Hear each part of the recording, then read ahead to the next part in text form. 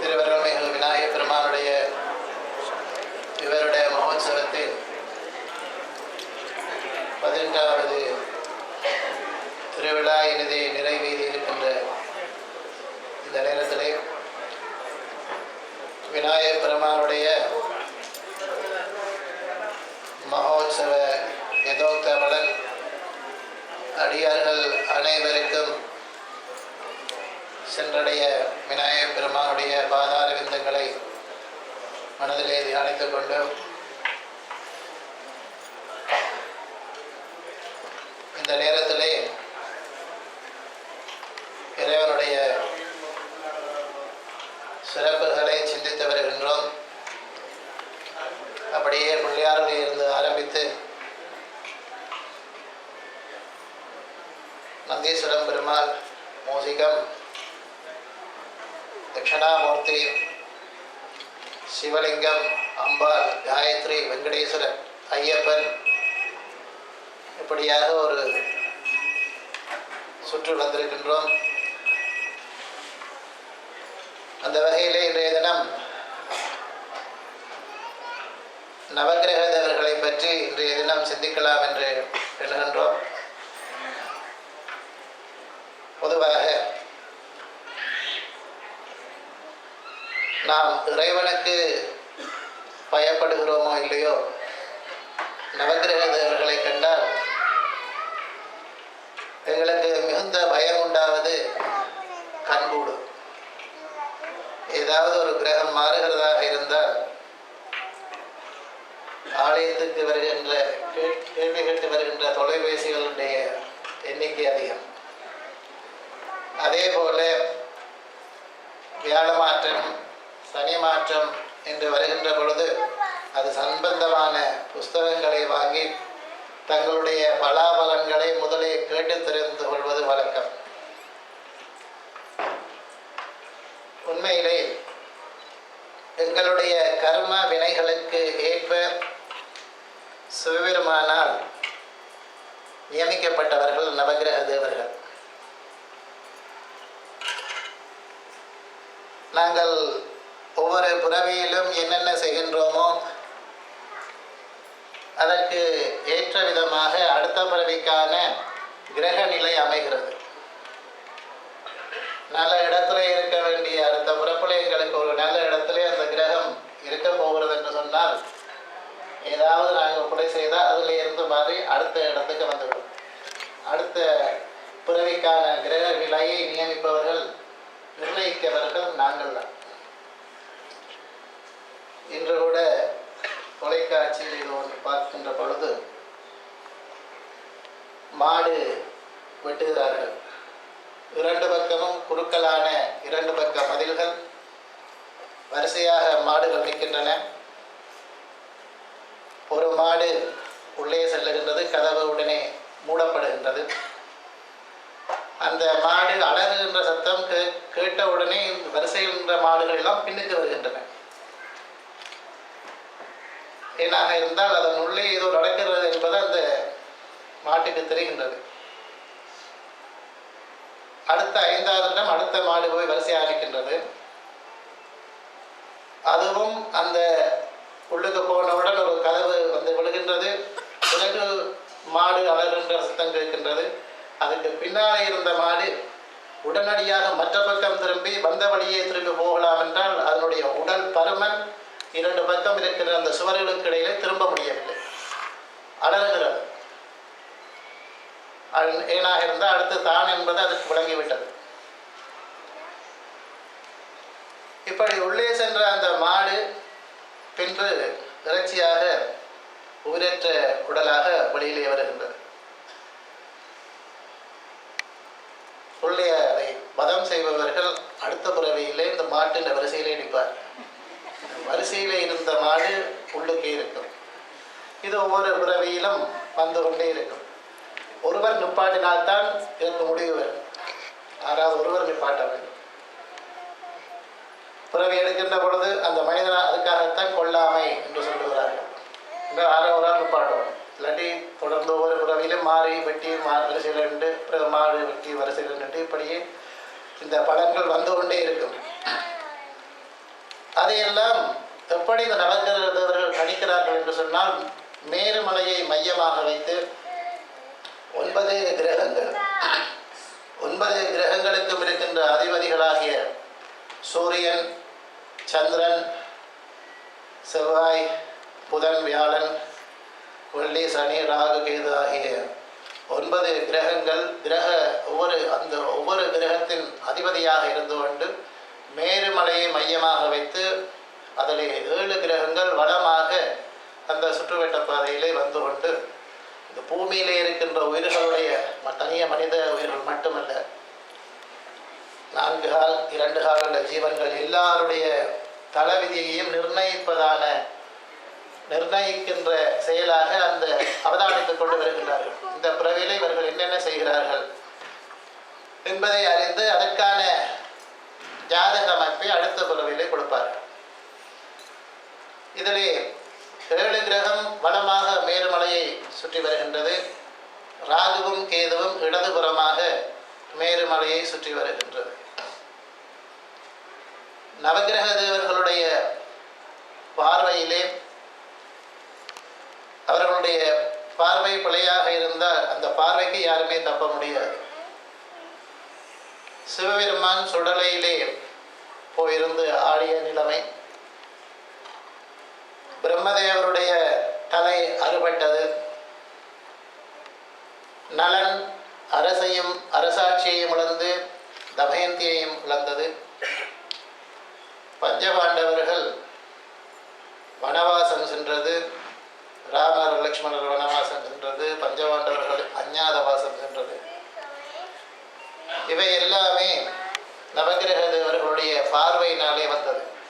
யாரும் தப்ப முடியாது. இந்த நவகிரக தேவர்களுக்கு அதிபதியாக இருப்பவர் சூரிய பகவான் நடுவிலே இருக்கின்றார். ஆலயங்களிலே நவகிரக தேவர்களுடைய முக்கியத்துவத்தை அறிந்து கொண்டவர்கள் ஆலயத்திலே அது ஒரு வழிபாடாக அந்த ஆலயத்திலே பிரதிஷ்டை செய்தார்கள். அந்த பிரதிஷ்டையிலும் 2 வகையான பிரதிஷ்டை இருக்கின்றது. ஒன்று ஆகம பிரதிஷ்டை, அடுத்தது வைதீக பிரதிஷ்டை. இந்த ஆகம பிரதிஷ்டையிலே சூரியன் நடுவிலே இருப்பார், அவருக்கு முன்னாலே சந்திரன் இருப்பார், நடுவிலே இருக்கிற சூரியனுக்கு பின்னாலே பிரகஸ்பதி இருப்பார். இந்த பக்கம் சூரியனுக்கு வலது பக்கம் நடுவில் இடது பக்கம் நடுவிலே சுக்கிரன் இருப்பார், வலது பக்கம் நடுவிலே புதன் இருப்பார். இது ஆகம பிரதிஷ்டையின்படி ஆலயங்களிலே பிரதிஷ்டை பண்ணக்கூடிய நிலை. இரண்டாவதாக வைதிக பிரதிஷ்டை. வைதிக பிரதிஷ்டை பண்ணி இருக்கின்றது. எங்களுடைய பொதுவாக எல்லா ஆலயங்களிலுமே வைதிக பிரதிஷ்டையாகத்தான் அதை செய்கிறார்கள், இங்கே இருக்கின்ற அமைப்பு போன்ற. இது தவிர உள்ளார்ந்த பிரதிஷ்டைகளும் இருக்கின்றன. நவகிரக தேவர்களை வரிசையாக வைத்து வழிபடுகின்ற, கிழக்கு முகமாக நவகிரகங்களை வரிசையாக வைத்து வழிபடுகின்ற, பிரதிஷ்டை பண்ணுகின்ற பிரதிஷ்டை செய்கின்ற ஆலயங்கள் இருக்கின்றன. இதில் நடுநாயகமாக விளங்குகின்ற சூரிய பகவானை நாங்கள் பார்த்தோம் என்றால், நவகிரக தேவர்களுடைய மிகுதி இருக்கின்ற 8 கிரகங்களுக்கு மிக அதிபதியாக இருப்பவர் சூரிய பகவான். சூரிய பகவான் எங்கிருந்து தோன்றினார் என்பதை மார்க்கண்டேய புராணத்திலே உலகம் தோன்றுகின்ற பொழுது ஓம் என்கின்ற பிரணவ மந்திரத்திலே இருந்து சூரிய பகவானுடைய பேரொழியாக சூரிய பகவான் தோன்றினார் என்று சொல்லப்படுகின்றது. காஷ்யப மகாமுனிவருக்கும் அதிதிக்கும் 12 புத்திரர்கள் பிறந்தார்கள்.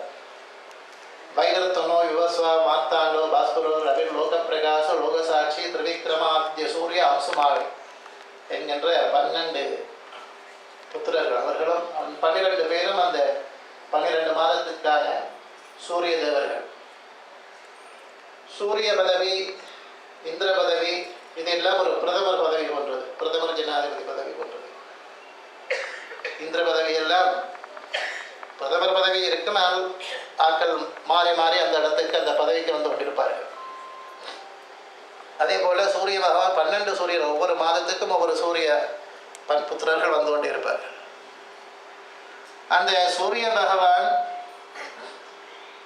முதலிலே அவரை வணங்குகின்றவர்களுக்கு, அதாவது பொதுவாக நவகிரக தேவர்களை தினம்தோறும் வணங்கி வருபவர்களுக்கு நன்மைகளை கூடுதலாகவும், கஷ்டகாலம் வருகின்ற பொழுது வந்து ஓடோடி வந்து என்ன செய்யலாம், இப்படி திடீரென்று நஷ்டமடைந்து விட்டதை என்ன செய்யலாம் என்று சாந்தி செய்பவர்களுக்கு, கிரக சாந்தி செய்பவர்களுக்கு நடுநிலை அவர் இந்த கஷ்டத்தை தணிக்கக்கூடிய விதமாகவும், மற்றவர்களுக்கு அவர்களுடைய வினைப்பயனின்படியும் நவகிரக தேவர்கள் அதை செய்கிறார்கள். சூரிய பகவான் அதிபதியாக இருக்கின்றார். அவருக்கு 2 மனைவி, ஒன்று சாயாதேவி, பிரத்யுஷா தேவி, 2 பேர். சூரியர்களுடைய புத்திரர்கள் என்று பார்த்தோம் என்று சொன்னால், யமதர்மராஜா சூரியனுடைய புத்திரன், சனீஸ்வரன் நவகிரகத்தில் இருக்கின்ற சனீஸ்வரன் சூரியனுடைய புத்திரன் மகன். அதே போல சுக்ரீவன் சூரியனுடைய புத்திரன், அஸ்வினி தேவர் சூரியனுடைய புத்திரன், கர்ணன் சூரியனுடைய புத்திரன் என்று கூறியிருந்தேன். இப்படி சூரியனுடைய புத்திரர்கள் இவர்கள். சூரியனுக்கு உகந்ததான நிறம் சிவப்பு, தானியம் கோதுமை அரிசி, உலோகம் செப்பு, உலோக வகையிலே செப்பு உலோகத்திலே அவருக்கு உகந்ததானது.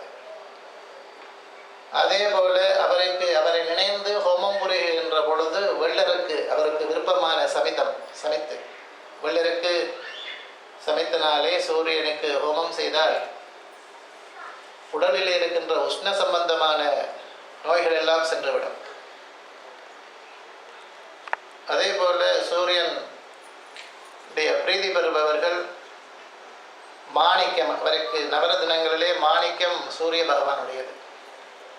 மாணிக்கத்தை சூரிய திசையிலே ஏதாவது சூரிய புத்தி நடக்கின்ற பொழுது ஜாதகத்திலே சூரியன் வகை பெற்றிருந்தால் அந்த நேரத்திலே மாணிக்கத்தை அணிந்து ஒவ்வொரு ஞாயிற்றுக்கிழமைகளிலும் சூரிய பகவானுக்கு சிவந்த புஷ்பத்தினாலே அர்ச்சனை செய்யலாம், சிவந்த பட்டு வஸ்திரம் சாத்தலாம். ஒவ்வொரு தமிழ் மாத ஆரம்பமும் சூரிய பகவானை வழிபடுவதற்கு, அர்ச்சனை செய்வதற்கு உரிய நாள். அதே போல ஆவணி மாதத்திலே வருகின்ற ஞாயிற்றுக்கிழமை, தை மாதத்திலே வருகின்ற ஞாயிற்றுக்கிழமை எல்லாம் சூரியனை, சிவபெருமானை வழிபட்டு, விநாயக பெருமானை வழிபட்டு சூரிய பகவானை வழிபடுவது சிறப்பு.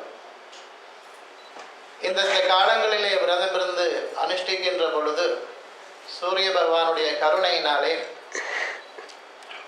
மனிதர்களுக்கு எங்களுக்கு வரக்கூடிய உஷ்ணரோகம், முன்பு கூறியது போல உஷ்ணரோகங்கள் நீங்கும். சூரியன் முதலாம் நம்பருக்கு சொந்தக்காரர். செல்வாக்கு, ஒரு மனிதருடைய செல்வாக்கு, கம்பீரம், வாக்தன்மை முதலாம் இலக்கத்திலே உள்ளவர்கள் கதைக்கின்ற பொழுது கம்பீரமாக கதைப்பார்கள். ஏனாக இருந்தால் 8 கிரகங்களிலும் அதிபதியாக நடுநாயகமாக இருப்பவர் சூரிய பகவான். சூரிய ஆதிக்கமுள்ள இலக்கம். அரசியலிலே செல்வாக்குள்ளவர்கள் சூரிய ஆதிக்கம் மிகுந்தவர்களாக இருப்பார்கள். தாங்கள் சொல்வது சரி என்று பிடிவாதத்தில் கதைப்பார்கள். கம்பீரமானவர்களாக இருப்பார்கள். சொல்ல வருவதை ஆணித்தரமாக சொல்லுவார்கள். அது சூரியனுடைய பகவானுடைய ஆளுமை. ஏனென்றால் 8 கிரகங்களுடையக்கும் அதிபதியாக இருக்கின்றவர், உலகத்தை ஆட்டி வைப்பவர், 7 குதிரைகளை தேரிலே பூட்டி செலுத்தி வருபவர், அனைத்து கிரகங்களுக்கும் ஒளி கொடுப்பவர், ஜீவராசிகளை வாழ வைப்பவர், ஆளுமை. இப்படியாக சூரிய பகவானுடைய தோஷம் இருப்பவர்கள் எப்படி கண்டுகொள்ளலாம் என்று சொன்னால், அவர்களுக்கு கண்களிலே இருந்து நீர் வடியும், உடல் சூட்டு தேகமாக இருக்கும், உடல் சூட்டுத்தேகமாக இருந்தால் தலைமுடி கொட்டிவிடும். தலைமுடி வளர வேண்டும் என்றால் சூரிய பகவானை நினைந்து ஹோமம் செய்தீர்கள் என்று சொன்னால் தலைமுடி நீளமாக வளரும். ஏனாக இருந்தால் சூரிய பகவான் சூட்டு சம்பந்தமானவர். அதே போல ஹிருதய நோய் உள்ளவர்களுக்கு, கண் நோய் உள்ளவர்களுக்கு, காமாலை நோய் கண்டவர்களுக்கு எல்லாம் சூரிய பகவானை நினைந்து நான் முன்பு கூறியபடி ஞாயிற்றுக்கிழமைகளிலே விரதம் இருந்து, இன்னும் ஒன்று, பிதாவுக்கு சுகம் இல்லாமல் இருந்தார், பித்ருக்காரகன் பிதாவுக்கு சுகவீனமாக இருக்கின்ற காலத்திலே ஞாயிற்றுக்கிழமையிலே முன்பு கூறிய நாட்களிலே வந்து விரதம் இருந்து ஹோமம் செய்யலாம். அல்லது சிவப்பு நிறத்திலே மாட்டை தானம் செய்யலாம். இவை எல்லாமே பிதாவுடைய உயிரை காப்பாற்றக்கூடியது, பித்ருக்காரகன். ஆக சூரிய பகவான் ஆதித்ய ஹிருதயம், பிரத்யக்ஷ தெய்வம், 6 மதங்களிலே சௌர மதத்தை கொண்டவர். சிரார்த்தங்களிலே செய்கின்ற பொழுது சூரியன் சாட்சியாக என்று சொல்லுகின்றோமேனாக இருந்தால் பிரத்யக்ஷ தெய்வம் பலன், அந்த சிரார்த்தத்தினுடைய பலனை கொடுக்கக்கூடியவர் பித்ருக்காரன். ஆகவே இன்றைய தினம் சூரிய பகவானுடைய சிறப்பை முடிந்த அளவு இங்கே கூறியிருக்கின்றோம். அடியார்கள் மேற் சொன்ன தமிழ் மாத ஆரம்பம் ஆவணி ஞாயிற்றுக்கிழமை, தை மாத ஞாயிற்றுக்கிழமை, தினசரி வருகின்ற ஞாயிற்றுக்கிழமை அவர்களெல்லாம் சூரிய பகவானுக்கு உகந்தது என்பதை அன்போடு அடியார்களுக்கு தெரிவித்துக் கொண்டு, மிகுதி 8 கிரகங்களும் இருக்கின்றன. ஒவ்வொன்றாக சொல்ல இனி என்றால் தேர் கிட்ட வருகின்றது. 3-4 நாட்கள் இருக்கின்றது என்றால் அதற்குள் அவ்வளவும் சொல்ல முடியாது. இருந்த பொழுதும் இன்றைய தினம் சூரிய பகவானை பற்றி நாங்களும் எல்லோரும், நானும் நீங்களும் தெரிந்து கொண்டோம். இந்த அளவிலே அதை நிறைவு செய்து கொண்டு, வருகின்ற ஞாயிற்றுக்கிழமை ரதோத்சவ விழா இடம்பெற இருக்கின்றது. வழமை போல அந்த ரதோத்சவ விழாவிலே நீங்கள் ஆலயத்துக்கு வருகின்றவர்களுக்கு தெரியும், யாழ்ப்பாணத்திலே இருந்து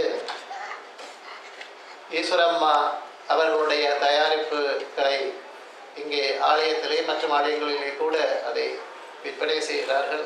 அதனுடைய வருமானம் அங்கே இருக்கின்ற கஷ்டப்படுகின்ற மக்களுக்கு செல்லுகின்றது. அது தயாரிப்பவர்களை பார்த்தீர்களேயானால் வாழ்விழந்தவர்கள், 2-3 குழந்தைகளை வைத்துக்கொண்டு புருஷனை இழந்தவர்கள், அவர்கள்தான் அந்த வேலைகளை செய்து, அவர்களுக்கு வேலை வாய்ப்பு. நீங்கள் கொடுக்கின்ற பணம் அவர்களுக்கு செல்லுகின்றது.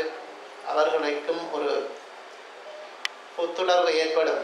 வாழ்க்கையிலே பட்ட கஷ்டங்களுக்கு ஒரு சிறிய முயற்சி மாதிரி அவர்களுக்கு இருக்கும் என்கின்றபடியால் அந்த பொருட்களை, உணவுப் பொருட்களை வாங்கி அவர்களுக்கு நீங்கள் செய்கின்ற வாங்குவது அவர்களுக்கு நீங்கள் அவர்களுக்கு செய்கின்ற உதவியாக இருக்கும் என்பதனையும் அடியார்களுக்கு அன்பாக தெரிவித்துக் கொண்டு,